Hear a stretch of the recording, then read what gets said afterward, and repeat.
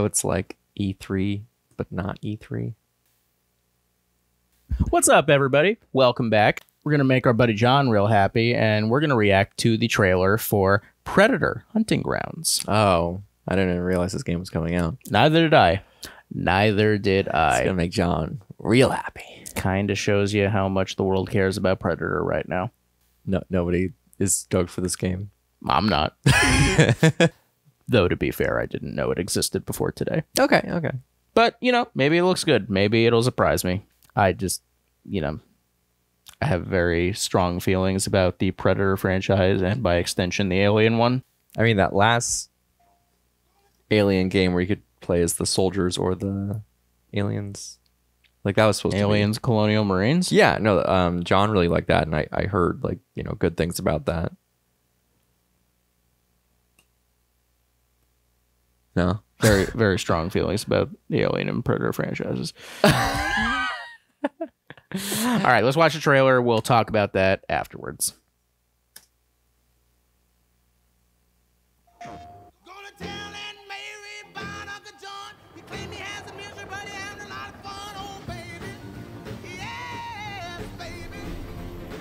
Okay.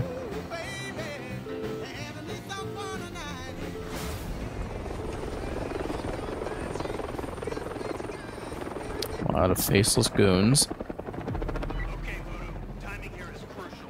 Let's get in, find this satellite, and upload the malware to Stargazer's network.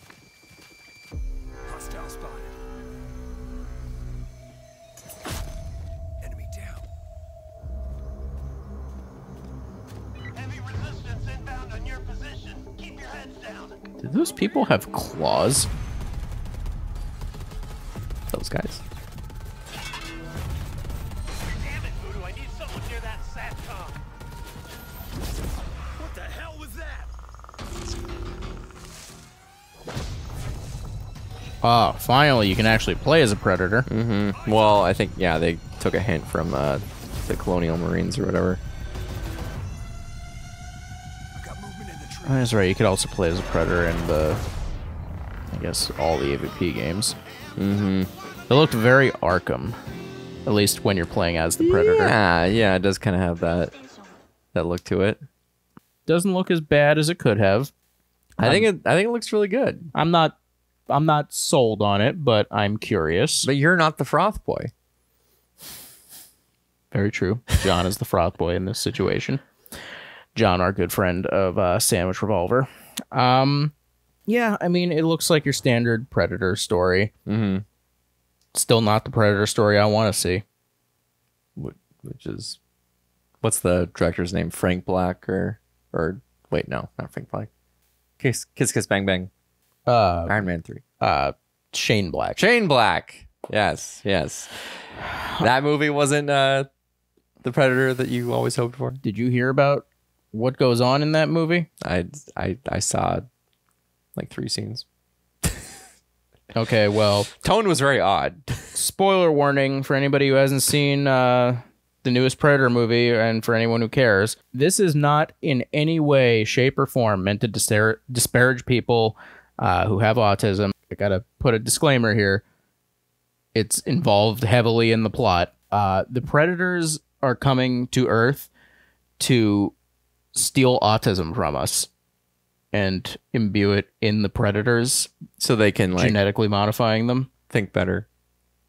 Yeah. I mean, it might be, it's technically a pro-autism story. I guess, but feels very indelicate. I mean, it's Shane Black. Yeah, point taken, but nonetheless, it feels... I should just stop talking. This is a weird, no, I get hard what to you're, dissect thing. Get what you're saying. It's not like, it's not a subject that you can kind of just make like a frat boy style, like going around cussing, making like stupid jokes, like kind of movie with like a bunch, like a, you know, like a beer drinking kind of action movie. Like that's what it is. I saw a bunch of weird, like not tone deaf shots, but they were very like lighthearted, and like it just seemed like it wasn't trying to make a point of saying anything. But then you have a plot line like that where it's like kind of interesting, and like that might be kind of interesting sci-fi movie to like delve into, where you're taking something that's like an ailment that is viewed as like in the human race, but then another alien race is using it to advance their race. I get so that. Like that's kind of like a smart thing to say, like, hey, like you know, this has value too. Like you shouldn't like demonize this thing. But like I didn't see the movie, but it didn't seem like it was done in that way. No, like I think indelicate is the best way I can think of to describe it. Because like, you know, I feel like if you're going to make a movie that is inclusive enough to champion an autistic character like that movie did, I feel like autistic people need a better character to root for and to represent them than a kid home aloneing a bunch of predators.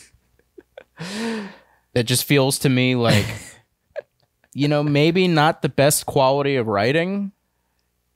I don't know. Am I an asshole for saying that? Does that make me intolerant? No. I mean, I have nothing against people with autism. I feel like they deserve better than that movie. Probably. It sounds, I mean, on paper, that sounds fun, but like, yeah, executed. Anyway, they'll never make the Predator movie that I think would make $1 billion if Hollywood wants to come knocking down my door. That? All right. Let me set the scene for you. You make a very dialogue light, very sparse, mostly not action oriented, but character action oriented movie where basically it's like you make Castaway in space, more or less. The whole concept, my concept would be that you're following this young-ish predator who, you know, just got blooded or braided or whatever, the predator ritual that makes them an upstanding member of predator society, a true hunter, if you will. He went to some planet to do his first hunt or whatever, and now he's on his way back to the predator homeworld. Ship crash lands on a planet they're not familiar with, and you know, radios for help and everything. They're trying to send in the cavalry to come get him, but you know, it's going to be a while, so he's got to fend for himself and survive. No big deal. He's a predator. A big chunk of the movie just be very silent, very, you know, the predator just trying to eke out a living in the wilderness. Yeah, it's kind of hunter-gatherer type thing. Yeah, and in my vision for this, you don't have any English dialogue in this whole goddamn movie. Like, you can pick up contextual... Apocalypto? Yeah, actually. Not even subtitled, though. I think that you can, like, with as little plot as this movie would have, like, you can get from contextual clues and from, you know, just the situation. Ship crash lands, turns on a monitor, is talking to a hologram of another projector with like and clicks. You get what he's doing. You know, facial expressions, you know, body acting, and then make it very Terrence Malick-y, you know, like linger a lot on the scenery, on, you know, the beauty of this strange new world he's in. Don't bog it down with like, you know, ship jargon and fucking all this other crap. You know, you just make it a straight survival story. And then here's the twist. Xenomorphs are on this planet. Okay. And that's how you make a good Alien versus Predator movie, I think. So it turns from a survival against wilderness movie into, you know, something closer to The Edge with Anthony Hopkins and Alec Baldwin, a movie from the mid-90s about those two gentlemen fighting a bear for 2 hours. A lot of people agree that's not what the movie's about. Whoever doesn't agree that that's what the movie's about, they're wrong. That is a movie about Anthony Hopkins and Alec Baldwin fighting a bear for 2 hours, and it is glorious. It is everything you would hope that would be. I think if you did that to the movie, it would lose like most of the fan base, and then pretty much no one would watch it. A lot of people who would watch it like would think it was great. They'd think it was a lot of like great cinematic shots and like really make you feel for a predator for the first time, because that's the main character is just some schmo predator. Yeah. Right. From his perspective. Yeah. I guarantee you that a lot of fans probably wouldn't like this. Because I would want to go artsy with this movie. Like I would want to it's treat like, the material it's Terrence seriously. Malick times James Gunn. I feel like they're the only ones who would make that movie. Maybe Lars von Trier. Oh my God, a Lars von Trier Predator movie. Now that I would see. Call now. All right. Well, we've talked about Predator quite long enough today. So join us again, and we'll be reacting to more Gamescom 2019 trailers. Hopefully ones with less mixed opinions involved.